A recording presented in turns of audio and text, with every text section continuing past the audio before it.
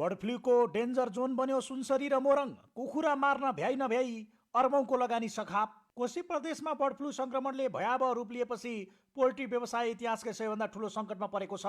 आइतबार मात्रै सुनसरी र मोरङका दुई ठूला फार्मका 2,27,000 भन्दा बढी कुखुरा नष्ट गर्ने प्रक्रिया सुरु गरिएको छ।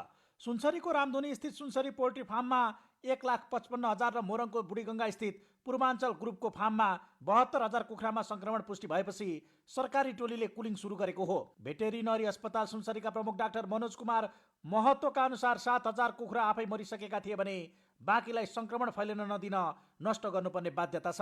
कुखुरा नष्ट गर्न रसायन प्रयोग गर्न नपाइने भएकाले 110 जनाको टोली र डोजरको सहयोगमा खाल्डो खनेर चुन तथा ब्लिचिङ पाउडर प्रयोग गरी व्यवस्थापन गरिँदैछ।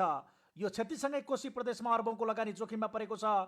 यसअघि नै सुनसरी र मोरङका विभिन्न प्रभावित क्षेत्रमा लाखौं कुखुरा नष्ट गरिसकिएका छन्।